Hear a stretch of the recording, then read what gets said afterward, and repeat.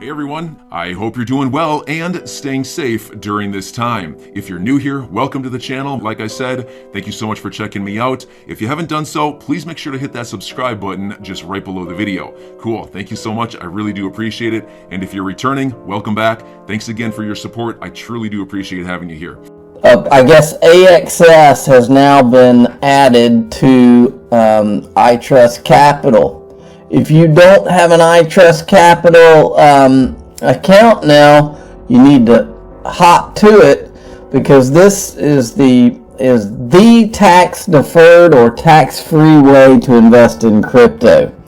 Opening an IRA with these guys, they're the largest IRA company in the world, is my understanding, and they are a sponsor, and I'm a two-time customer of theirs. Now, Rosalind Layton, who we talked about in the last video, she had done this Forbes article, The Meaning of We at the SEC. Well, I thought when I saw Bill Clinton say that depends on what the definition of is, I thought that would be the craziest thing I ever saw in any kind of political or government landscape. But Rosalind Layton is right. Now we have to define what the word "we" is, because we, I believe, always was the SEC, and they're trying to say it's not. She says here, and this is interesting, the SEC may be in hot water, stoking confusion between leaders' personal views and official statements. It has material significance in crypto debate and may appear in court. Uh-oh. Now check this out. This is a protest. I don't know where this is, but somebody's holding a buy XRP sign. See that right there? We missed it. Right there. It's a small world, isn't it? Okay. Procoin News put this out. This is procoinnews.com, who is the greatest digital asset news website in the world. The crypto news site. They're the only crypto news site that I'm aware of that actually covers the SEC versus Ripple case, including the controversy part. Everybody else, to my knowledge, is ignoring it. Stellar XLM is bullish, announces entry to smart contracts. Stellar had actually put a video out. So you see what's happening now, folks. XRP and XLM rising. XRP and XLM have been the sleeping giants all along. I've always believed that, still do. Bitcoin and Ethereum were prototypes. XRP and XLM are the finished product. True story, folks. Now, speaking of Stellar, listen to this clip. This is the guy that Gary Gensler hired to be I think he heads the enforcement at the SEC now. Listen to what he says. Many of these cases, we've been able to secure meaningful relief for defrauded investors. For example, in addition to monetary relief, we've obtained undertakings that require issuers of digital asset securities to destroy tokens in their possession, request removal of tokens from trading platforms, publish the SEC's order on social media channels, and refrain from participating in future digital asset offerings. The threshold in these cases... Burning, huh? The second he said that, it reminded me of this. Does everybody remember when Stellar, out of nowhere, decided they were going to burn 55 billion of their tokens worth $4.7 billion? It makes me wonder if the people at Stellar have had conversations with the SEC and been told, look, if you'll burn half the supply, we'll leave you alone. That is interesting because we've been asking, why not Jed McCaleb? Why is he not in this? Where is Jed McCaleb? That would answer the question. If the SEC told them, look, you guys burn half of it and we'll leave you alone, then it would make sense, because at the time it made no sense that they would burn $4.7 billion. It's one of those, it's the old, would you rather have all of something or all of nothing? That would make it make sense. Now, remember the other day when that congressman tried to slip in an amendment that would, according to Tom Emmer here, he says, the House Democrats' America Competes Act gives Secretary Yellen the power to unilaterally block America's digital currency payments worldwide. This is another unacceptable step towards CCP-style financial authoritarianism. Wow. Well, we remember, it's important that you remember, because here's another thing that's great about ProCoinNews.com, is that these guys have a web, they call it the Web of Corruption, with Gary Gensler in the center. They have added, I told them they ought to add Jim Himes, I think his name was Jim Himes, Jim Himes. He has been added as another congressman that would like for you to vote him out, because he is the one that tried to slip that thing into the bill. So it's time for Jim Himes to go. Connecticut, all you people in Connecticut, get him out. I thought this was an interesting tweet today. The IMF blockchain consensus mechanisms referencing XRP, Ripple, or XLM Stellar. The future is fast and cheap, not slow and expensive like Bitcoin and Ethereum. And this is from an actual IMF document, which you can pull. John Deaton is always out there busy. He says, absolute proof. The SEC never believed it could prove today's XRP a security. If it truly believed in its bogus, absurd allegations, it would have sought a preliminary injunction to stop ongoing sales of XRP. It allows $50 million per month in illegal sales to help fund the defense. And this is Ripple's total sales. Okay, this is 2021. And then right here it says, this is from an SEC, this is from the case, it's like a footnote, I think. Third, this is from the SEC. Third, Ripple has the financial resources necessary to undertake the search requested by the SEC, which may cost several $100,000. Not only did Ripple raise over $1.4 billion as a result of the conduct at issue, but Ripple continues to raise $150 million per quarter. So John Deaton's making the point: if it's so bad and you think that it's wrong, why didn't you do an injunction against Ripple to get them to stop selling it? Which they did not.